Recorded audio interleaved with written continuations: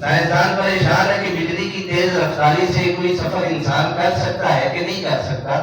جس خدا نے اپنے نبی کو اس چھوٹے سے سفر میں تنہا نہیں چھوڑا، اللہ ساتھ ہے، صدیق اکبر ہے، دوسرے رسول اللہ ہے اور تیسرا خدا خود ہے۔ چھوٹے سے سفر میں اللہ ساتھ ہے تو اتنے بڑے سفر معراج میں خدا ساتھ نہیں ہوگا۔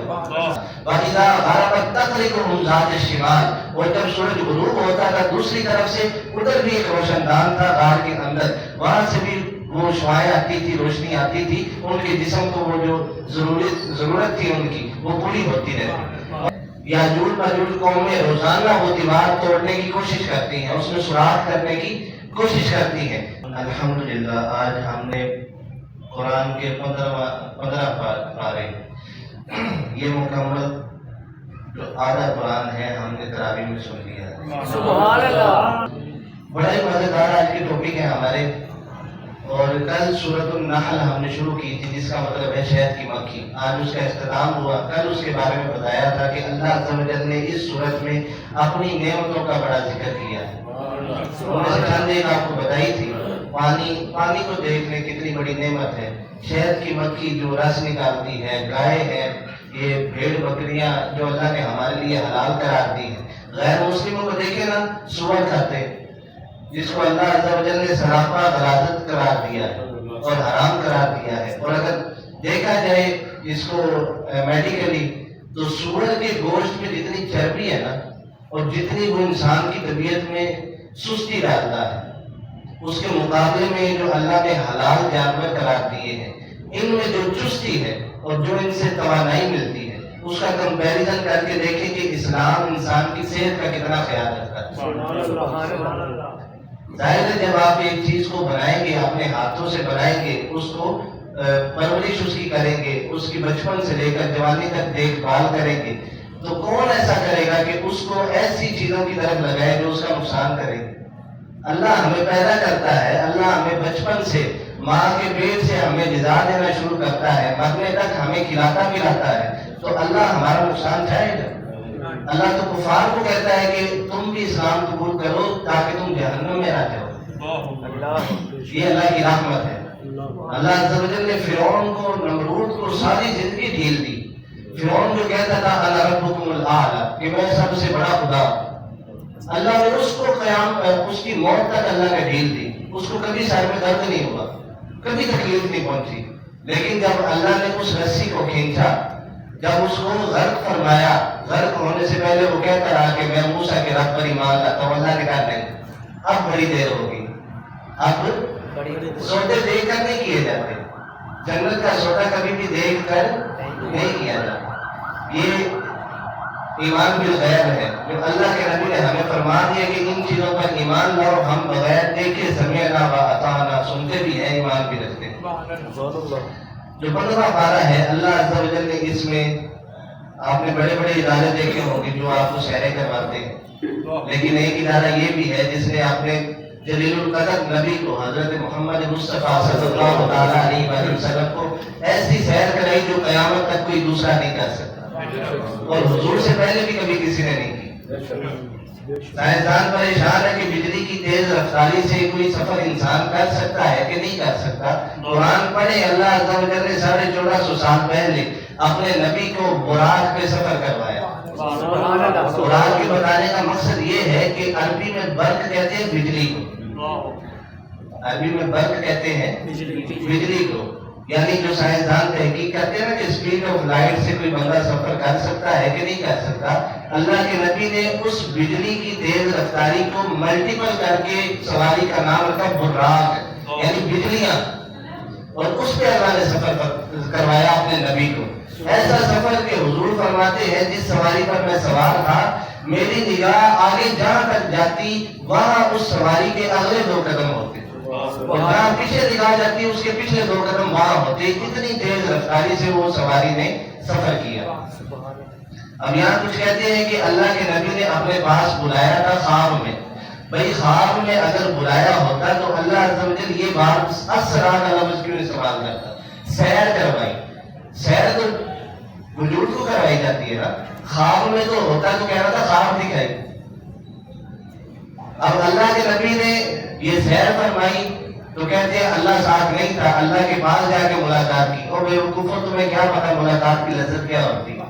ملاقات کی لذت ہے اس میں کہ اپنے محبوب کے ساتھ تنہائی میں ملاقات کی جائے، کوئی راز و نیاز کیے جائے، کوئی محبتیں باندھی جائے، یہ ہے ملاقات۔ تو جو اللہ تھوڑا سا سفر مکہ سے مدینہ کی ہجرت کے درمیان حضور علیہ الصلوۃ والسلام نے صدیق اکبر کو کیا فرمایا؟ لا تحزن ان اللہ معنا۔ جس خدا نے اپنے نبی کو اس چھوٹے سے سفر میں تنہا نہیں چھوڑا، اللہ ساتھ ہے، صدیق اکبر ہے، دوسرے رسول اللہ ہے، اور تیسرا خدا خود ہے۔ چھوٹے سے سفر میں اللہ ساتھ ہے، تو اتنے بڑے سفر معراج میں خدا ساتھ نہیں ہوگا؟ حضور علیہ الصلوۃ والسلام نے جو سیر فرمائی، اللہ عز و جل نے فرمایا سبحان الذی اسری بعبدہ لیلا من المسجد الحرام الی المسجد الاقصی، کہ پاک ہے وہ ذات اسرا جس نے سیر کرائی بعبدہ اپنے بندے کو من المسجد الحرام مسجد حرام سے الی المسجد الاقصی مسجد اقصی تک۔ تو یہاں پر تحقیق سے ثابت ہے کہ حضور علیہ الصلوۃ والسلام نے سفر معراج 5 سواریوں پر کیا۔ آپ نے تو قرآن کا سنا ہے نا، حضور نے سفر معراج فرمایا 5 سواریوں پر، مسجد حرام سے مسجد اقصی تک کے اس براق پہ، وہ جو جانور آپ کو بتایا ہے۔ آج کل وہ تخیلاتی وہ ایک گھوڑا بنایا جاتا ہے فلموں میں، ڈراموں میں، جس کے آگے سر پہ سینگ ہوتا ہے، وہ اسی براق کی مشابہت سے بنایا جاتا ہے، جس میں انلمیٹڈ کوالٹیز ہیں، لیکن اللہ عز و جل نے جو سواری حضور کے لیے بھیجی تھی اس کا مقابلہ وہ نہیں کر سکتے، چاہے تخیلاتی ہو۔ مسجد اقصی میں حضور علیہ الصلوۃ والسلام نے تمام انبیاء کرام کو نماز پڑھائی، اسی لیے آپ کو کہا جاتا ہے امام الانبیاء، تمام نبیوں کے امام۔ اور مسجد ایسا کیا ہے؟ اللہ عز و جل نے خود فرمایا الذی بارکنا حولہ، کہ ہم نے اس کے ارد گرد برکتیں رکھی ہیں۔ اب مجھے بتائیں مسجد کے اندر برکت ہوتی ہے کہ مسجد کے ارد گرد برکت ہوتی ہے؟ تو یہاں پر بھی تحقیقوں سے، روایتوں سے، احادیث سے ثابت ہے کہ مسجد اقصی کے ارد گرد اللہ عز و جل کے تقریباً 70,000 نبیوں کے مزارات ہیں، ان کو اللہ عز و جل نے برکتیں کہا۔ اور پھر جب سفر معراج میں مسجد اقصی میں حضور نے امامت فرمائی، تو اس کے بعد مسجد اقصی سے پہلے آسمان تک نور کی سیڑھیاں لگائی گئی۔ نور کی سیڑھیوں پہ حضور علیہ الصلوۃ والسلام نے سفر فرمایا۔ پھر پہلے آسمان سے 7ویں آسمان تک حضور علیہ الصلوۃ والسلام نے فرشتوں کا ایک جھرمٹ تھا کہ جو اپنے پر پھیلائے ہوئے تھے، آپس میں جڑے ہوئے، حضور نے ان پروں پر بیٹھ کر سفر فرمایا۔ پھر اس کے بعد 7ویں آسمان سے سدرۃ المنتہا تک، جہاں تک حضرت جبرائیل علیہ السلام کے جانے کی لمٹ ہے، حضرت جبرائیل کے پروں پر بیٹھ کر حضور نے سفر فرمایا۔ اور اصل کے بعد میں نے بتایا تھا جبرائیل کے کتنے پر ہیں؟ 700، مشرق و مغرب اس سے گھیر لیتے ہیں۔ اور پھر سدرۃ المنتہا سے مقام قاب قوسین او ادنا، اللہ عز و جل کے نور سے 1 نیزہ یا سوا نیزے کے فاصلے تک حضور نے سفر فرمایا۔ جنت سے ہیرے جواہرات کا صوفہ تیار کیا گیا، جس کو کہا جاتا ہے رف رف، حضور نے اس پر سفر فرمایا اور اس مقام تک گئے جہاں پر حضور علیہ الصلوۃ والسلام سے اللہ نے کلام فرمایا۔ اور حضور کو اس سفر کے بعد، اس سفر کے آخر میں حضور علیہ الصلوۃ والسلام کو تحفہ عطا کیا گیا نمازوں کا۔ اب یہاں پر بھی آتا ہے کہ پہلے نماز فرض کی یہ 50، اور پھر حضور واپس آئے، دوسرے آسمان پر ملاقات ہوئی نبی سے، انہوں نے کہا کہ یہ تو بہت زیادہ ہے، تمہاری امت دن بھی تھوڑے ہیں، دن کے اوقات کم ہے، امت کی عمریں بھی کم ہیں، اور یہ نمازیں بہت زیادہ ہیں، اس کو کم کروایا ہے۔ تو مجھے بتائے اللہ پہلی بار میں 5 فرض نہیں کر دیتا؟ یہ بھی ایک بہانہ تھا محبوب کو بار بار اپنے پاس بلانے کا، محبوب کی پیاس بجھانے کا اپنے دیدار سے۔ تو یہ جو سفر اللہ عز و جل نے یہاں پر ارشاد فرمایا ہے، اس میں یہ سفر تو ایک الگ چیز ہے نا۔ ویسے سورت کا نام ہے بنی اسرائیل۔ بنی اسرائیل کن کو کہتے ہیں؟ اسرائیل لقب ہے حضرت یعقوب علیہ السلام کا۔ حضرت یعقوب علیہ السلام جو حضرت یوسف کے والد ہیں، ان کا لقب ہے اسرائیل، اور آپ کی جتنی بھی اولاد ہے اس کو کہا جاتا ہے بنی اسرائیل۔ یہ جو یہودی ہے نا، یہ حضرت یعقوب کے بڑے بیٹے کا نام تھا یہودا، تو اس یہودا کے جو ماننے والے تھے آگے، ویسے تو وہ مسلمان تھے، حضرت یعقوب کے سارے بیٹے کیا تھے؟ مسلمان تھے، آپ پر ایمان رکھتے تھے، لیکن آپ پر ایمان رکھنے والے جو بعد میں اپنے منہج سے، اپنے ایمان سے، اپنے دین سے ہٹ کے انہوں نے اپنا الگ طبقہ، اپنا الگ فرقہ بنا لیا، اور ان کو کہا جاتا ہے یہودی۔ اور یہ تمام کی تمام جو اولاد ہے، آگے ان سے جو اولادیں چلی ہیں، وہ مصر کے علاقے میں بھی ہیں، کنعان میں بھی ہیں، ایران میں، عراق میں، یہ سارے کیا کہلاتے ہیں؟ بنی اسرائیل۔ تو اللہ عز و جل نے اس صورت میں بہت سے نبیوں کا ذکر فرمایا ہے، فرعون کا بھی اس میں ذکر آیا، حضرت موسیٰ کا بھی ذکر آیا، اور دوسرا جو اس میں ہمارا چیپٹر شروع ہوتا ہے 15ویں پارے میں، سورۃ الکہف۔ اصحاب کہف کے بارے میں آپ نے سنا ہے؟ اصحاب کہف حضور علیہ السلام کے زمانے سے پہلے جو زمانہ تھا، تقریباً 523 سال کا عرصہ تھا حضرت عیسیٰ کی وفات کے بعد حضور کی آمد تک، 523 سال کا عرصہ۔ اس عرصے میں یہ جو اسرائیل کا علاقہ ہے، یروشلم وغیرہ، اس میں جو بادشاہ تھی، بادشاہ کا بڑا قریبی تھا، بادشاہ کا داماد تھا، بادشاہ کا داماد تھا، اور اس کے کچھ ساتھی تھے، دوست تھے۔ اب ان کی تعداد میں اللہ عز و جل نے بھی فرمایا کہ بعض کہتے ہیں کہ وہ 4 تھے اور 5واں ان کا کتا تھا، بعض کہتے ہیں کہ وہ وَيَقُولُونَ خَمْسَةٌ، بعض کہتے ہیں کہ وہ 5 تھے، 6واں ان کا کتا تھا، اور بعض کہتے ہیں کہ وہ 9 تھے اور 10واں ان کا کتا تھا۔ اللہ نے یہ سارے قرآن کا حصہ بنایا ہے۔ پھر اللہ فرماتا ہے رجم بالغیب، یہ سارے ہوا میں تیر چلاتے ہیں، ان کی اصل تعداد اللہ کو معلوم ہے۔ تو یہ جو ویسے تو وہ جو شخص تھا نا، جو میں نے آپ کو بتایا بادشاہ کا داماد تھا، اس کا اس دور میں نام تھا میکسیمیلین۔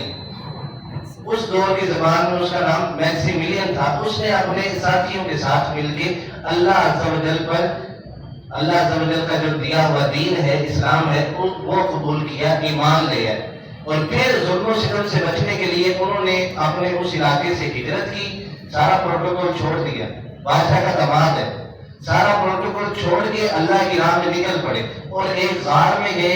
وہاں گئے تو اب دیکھیں یہاں پر کتنے مزے کی بات، ساتھ ان کے ایک کتا تھا۔ اب یہ میں آپ کو نبیوں کی بات تو نہیں بتا رہا، نبیوں کی بات نہیں ہے، اللہ کے ولیوں کی بات ہے۔ تو جو اللہ کے ولیوں کے ساتھ کتے کو بھی اگر نسبت ہو جائے تو اللہ عز و جل اس کتے کو بھی جنت میں جگہ عطا فرماتا ہے۔ روایات میں آتا ہے کہ یہ جو کتا ہے نا، ایک ہی کتا ہے جس کا قرآن میں ذکر آیا، اس کتے کو اللہ عز و جل قیامت کے دن انسانی شکل میں جنت میں داخل فرمائے۔ یہ وہ کتا ہے جو ولیوں کے ساتھ عقیدت رکھتا ہے۔ جب یہ کتا ان کے پیچھے پیچھے آیا نا، تو انہوں نے اس کو بھگانے کی کوشش کی، تو وہ کتا اللہ عز و جل سے دعا کرتا ہے کہ یا اللہ مجھے بولنے کی طاقت عطا فرما۔ اللہ نے بولنے کی طاقت دی، وہ بولا کہ میں آپ کے ساتھ ہوں، میں آپ پر بھونکوں گا نہیں۔ اور اللہ کے ولیوں پر بھونکنا بھی کتے گناہ سمجھتے ہیں، میں آپ پر بھونکوں گا نہیں، مجھے اپنے ساتھ رکھ لے۔ تو اللہ عز و جل نے ان کو غار میں پناہ دی، اور پھر وہ غار کو اللہ عز و جل نے مکڑی کے جالے سے بند فرما دیا۔ اور جب وہ بادشاہ کی فوج آئی، انہوں نے دیکھا کہ یہ تو کئی سالوں سے بند ہے، جس طرح مکڑی کا یہ جالا ہے، یہ پتہ نہیں کتنے سالوں سے بند ہے، تو یہاں تو وہ نہیں ہو سکتے، تو وہاں سے گزر گئے۔ اللہ عز و جل نے ان پر نیند طاری فرما دی تھی، اور کتنی نیند تھی، روایات میں آتا ہے کہ اگر قمری سالوں کے اعتبار سے دیکھا جائے تو 300 شمسی سالوں کے اعتبار سے 300 سال تک وہ سوئے رہے، اور اگر قمری سالوں کے حساب سے دیکھا جائے تو 310 سالوں تک وہ سوئے۔ اب آپ سوچیں کہ انسان کا جسم تو اتنی طاقت نہیں رکھتا ہے، اتنی اس میں ایبلٹی نہیں ہے کہ اتنے عرصے تک وہ بغیر ہوا کے، بغیر سورج کے گزارا کر سکے۔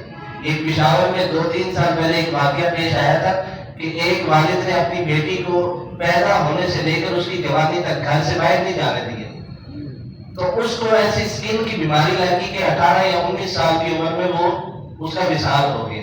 کس لیے کہ اس کے جسم کو سورج کی شعاعیں، جو کہ انسان کے لیے وٹامن ڈی ہے اس میں، جو کہ انسان کے جسم کو بہت بڑی مقدار میں چاہیے، وہ نہیں ملتی تھی، تو اس کو بیماری لگی جس کی وجہ سے اس کا وصال ہوا۔ تو اللہ عز و جل نے اس صورت میں ساری تفصیل بتائی ہے کہ کس طرح اللہ نے ان پر نیند طاری کی اور ہوا کو اور سورج کو ان کے اوپر کھولتا تھا. اللہ عز و جل فرماتا ہے وَتَرَى الشَّمْسَ إِذَا طَلَعَتْ تَزَاوَرُ عَنْ كَهْفِهِمْ ذَاتَ الْيَمِينِ کہ وہ جو اصحاب کہف جس جگہ پر سوئے تھے وَتَرَى الشَّمْسَ إِذَا طَلَعَتْ اور سورج جب طلوع ہوتا تھا ذات الیمین دائیں طرف سے اس طرف بھی ایک روشن دان تھا. تو جب تک سورج بلند ہوتا رہتا اس روشن دان سے وہ روشنی اندر آتی 300 سال تک یہ ہوتا رہا. وَإِذَا غَرَبَتْ تَقْرِضُهُمْ ذَاتَ الشِّمَالِ اور جب سورج غروب ہوتا تھا دوسری طرف سے ادھر بھی ایک روشن دان تھا غار کے اندر وہاں سے بھی وہ شعائیں آتی تھی روشنی آتی تھی ان کے جسم کو وہ جو ضرورت تھی ان کی وہ پوری ہوتی رہتی اور اللہ عز و جل ان کو کرتے بھی بدلواتا رہا. 300 سال کے بعد جب وہ اپنے نیند سے بیدار ہوئے باہر نکلے ان کے پاس وہی سکے تھے جو اس دور میں چلتے تھے. بازار سے روٹی خریدنے گئے وہ کتا بھی سویا رہا 300 سال بعد کیا کرنا. بازار سے روٹی خریدنے گئے انہوں نے کہا یہ تو خزانہ ہے تم نے کہاں سے لوٹا. بہرحال ان کو پکڑ لیا گیا اور پھر بعد میں بادشاہ نے وہ جو اس دور میں بادشاہ تھا وہ مسلمان تھا. 300 سال بعد جو اس کو بادشاہ تھا وہ مسلمان تھا. تحقیق کی کہ انہوں نے بتایا کہ ہم وہ ہیں اصحاب کہف جو نکلے تھے ہم اتنے ہیں اور ہم اس غار میں سوئے تھے. ان کو بہرحال وہاں سے بلایا گیا بادشاہ نے بڑے پروٹوکول کے ساتھ ان کی دعوت کی اہتمام کیا. جب انہوں نے حالات دیکھے سارے تو پھر انہوں نے کہا اب ہم واپس جاتے ہیں. جس اللہ نے ہم پر اتنی مہربانی فرمائی ہے کہ ہمیں 300 سال تک زندہ رکھا ہے خواب میں تو ہم اس اللہ کا شکر ادا کرنا چاہتے ہیں. وہ تمام کا تمام قافلہ واپس غار میں گیا. اللہ کے حضور انہوں نے سجدہ کیا اور اسی حالت میں اللہ عز و جل نے ان پر موت طاری کی. یہ ہے اصحاب کہف. اور پھر اس میں واقعہ آتا ہے حضرت موسیٰ کا اور حضرت خضر علیہ السلام کا. یہ میں نے آپ کو بھی ایک دلیل دی ہے اللہ کے ولیوں کی. دوسری دلیل دیکھیں حضرت خضر کے بارے میں بھی آتا ہے کہ وہ کنفرم نہیں ہے کہ اللہ کے نبی ہیں. بعض روایات میں آتے ہیں کہ نبی ہیں. اگر نبی ہوتے تو پھر کیا تھا کہ ان کا ایک دور ہوتا اس کے بعد ان کا دور ختم ہو جاتا. لیکن روایات میں آتا ہے کہ حضرت خضر علیہ السلام آج تک پانیوں میں ہیں. کیوں ان کے بارے میں مشہور ہے انہوں نے آب حیات دیا تھا. آج تک وہ پانیوں میں اپنی زندگی گزار رہے ہیں اللہ کے حکم سے.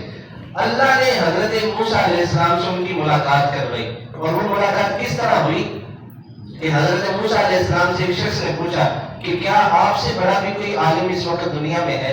آپ نے کہا نہیں. اللہ عز و جل کو یہ ادا پسند نہیں ہے کیونکہ اللہ نے فیصلہ علم کا اپنے پاس رکھا. علم کے خزانے اللہ کے پاس ہے. اللہ نے حضرت موسیٰ علیہ السلام پر وحی فرمائی کہ موسیٰ تیرے سے بڑا عالم بھی موجود ہے. اب حضرت موسیٰ نے یہاں پر عاجزانہ طور پر عرض کی اے باری تعالیٰ اگر ہے تو میری اسے ملاقات کروا میں اس سے کوئی فائدہ حاصل کروں. اللہ عز و جل نے فرمایا کہ ایک مچھلی لے لو. قرآن میں سارا واقعہ ہے.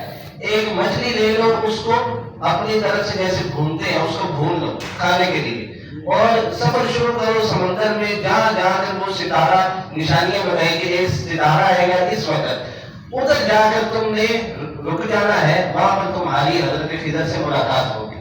اب تو خادم تھا ساتھ حضرت موسیٰ کے ساتھ سفر شروع ہوا. کئی دنوں تک سفر چلتا رہا سمندر میں. ایک وقت آیا کہ جب وہ جو نشانیاں بتائی تھی وہ ساری کی ساری پوری ہو گئی اور وہ وقت ہاتھ سے چلا گیا. حضرت موسیٰ کی آنکھ لگ چکی تھی. خادم نے جگانا مناسب نہیں سمجھا. خادم نے جگانا مناسب نہیں سمجھا کہ کہیں اللہ کے نبی کے آرام میں خلل پیدا نہ ہو. جگانا مناسب نہیں سمجھا اور وہ موقع ہاتھ سے چلا گیا. تھوڑا سا جب آگے گئے حضرت موسیٰ نے کہا کہ وہ جو مچھلی لائے تھے وہ تو لاؤ ذرا بھوک لگی ہے تھوڑی سی پیٹ پوجا بھی کریں. دیکھا تو مچھلی نہیں ہے تو خادم نے کہا کہ ہاں میں نے تھوڑا سا پیچھے مچھلی کو دیکھا تھا کہ وہ زندہ ہو کر سمندر میں چلی گئی تھی. میں اتنا پریشان ہوا کہ میں نے آپ کو بتانا مناسب نہیں سمجھا کیونکہ یہ تو ناممکن ہے. تو جس جگہ حضرت خضر علیہ السلام اللہ کے ولی جس جگہ وہ سانس لیتے ہیں سمندر میں وہاں مردہ مچھلی بھی زندہ ہو کر سمندر میں تیرنے لگ جاتی ہے. تو پھر حضرت خضر علیہ السلام سے حضرت موسیٰ کی ملاقات ہوئی اور 3 ان کے مشہور واقعات ہیں. ایک دیوار والا ہے یہ 12 چیپٹر بہت لمبا ہے آپ نے اکثر سنا ہے. اس کے بعد واقعہ آتا ہے حضرت ذوالقرنین اور یاجوج ماجوج کا. یاجوج ماجوج کے بارے میں آپ نے کئی روایات سنی ہے جو کہ بڑی غلط ہے کہ وہ ایک الگ مخلوق ہے اور ان کے کان اتنے بڑے ہیں کہ ایک کان نیچے بچھاتے ہیں اور ایک کان اپنے اوپر اوڑھ کے وہ سوتے ہیں. نہیں، ایسی کوئی روایات موجود نہیں ہے. یاجوج ماجوج یہ جو قوم ہے نا، دو قومیں، ایک یاجوج ہے اور ایک ماجوج. یہ انسانی قبیلوں میں سے الگ مخلوق نہیں ہے. انہوں نے زمین میں بڑا فساد برپا کیا. ہر قبیلے کو انہوں نے قتل و غارت تنگ کرنا، ان کے مال ہڑپ کر لینا، ان میں فساد پھیلانا. تو انہوں نے قوم والوں نے، قبیلوں والوں نے حضرت ذوالقرنین سے عرض کی کہ آپ بادشاہ ہیں اور اللہ نے آپ کو بڑی بادشاہ سے نوازا ہے، تو کیوں نہ آپ انصاف کریں اور ان کے اور ہمارے درمیان ایک دیوار کھڑی کریں، ہم آپ کو اسباب بھی مہیا کرتے ہیں. انہوں نے کہا کہ اسباب کی مجھے ضرورت نہیں ہے، بس تم کام میں میرے معاون بنو. اب انہوں نے لوہے کی وہ جو سلے ہیں اس سے وہ دیوار بنے.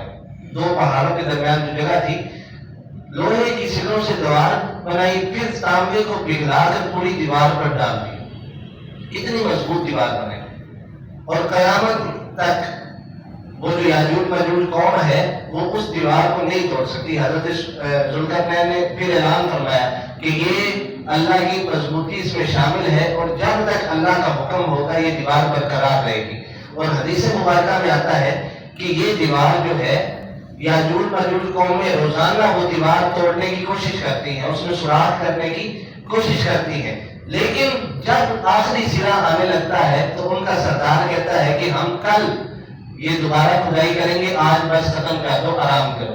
تو اللہ کے حکم سے وہ دیوار دوبارہ اتنی ہی ہو جاتی ہے جتنی پہلے تھی. روزانہ ایسے ہوتا ہے. لیکن قرب قیامت ان میں ایک بچہ پیدا ہوگا اور وہ بچہ کھدائی کرنے کے بعد جب رات کو آرام کرنے کا وقت آئے گا وہ بچہ کہے گا انشاءاللہ باقی ہم کل توڑیں گے.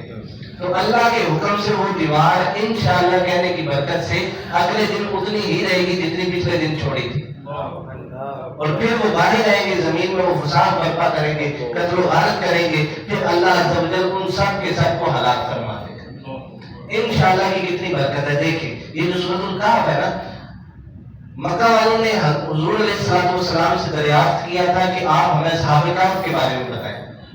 آپ اللہ کے نبی، آپ کے پاس تمام علوم ہے، تو آپ اصحاب کہف کے بارے میں ہمیں بتائیں، وہ کون تھے، کتنے تھے.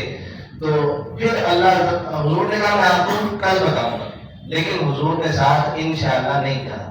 یہ بھی قرآن کا حصہ ہے. تو اللہ عز و جل نے کئی دنوں کے بعد وہی نازل فرمائی. پہلے فرمایا وَلَا تَقُولَنَّ لِشَيْءٍ إِنِّي فَاعِلٌ ذَلِكَ غَدًا إِلَّا أَن يَشَاءَ اللَّهُ، کہ جب بھی تم کہو نا کہ میں یہ کام کل کروں گا، ہر چیز ایسا نہ کہو مگر ساتھ یہ بھی کرو إِلَّا أَن يَشَاءَ اللَّهُ، کہ اگر اللہ نے چاہا تو میں یہ کام کل کروں گا. اس لیے اگلے دن حضور پر وحی نہیں بھیجی گئی. اللہ کو یہ ادا پسند نہیں گئی. اللہ نے حضور کی تربیت فرمائی اور یہ کہا کہ ہر کام کے ساتھ کہو انشاءاللہ. تو پھر وہ کام اگلے دن ہو سکتا ہے. پھر اللہ عز و جل نے کئی دنوں کے بعد حضور کو یہ واقعہ سنایا اور حضور نے آپ کو مکہ والوں کو یہ واقعہ سنایا. تو یہ ہمارے 15ویں پارے کا خلاصہ تھا. اللہ عز و جل علم دین سیکھنے کا شوق نصیب فرمائے، علم نافع عطا فرمائے. وما توفیقی الا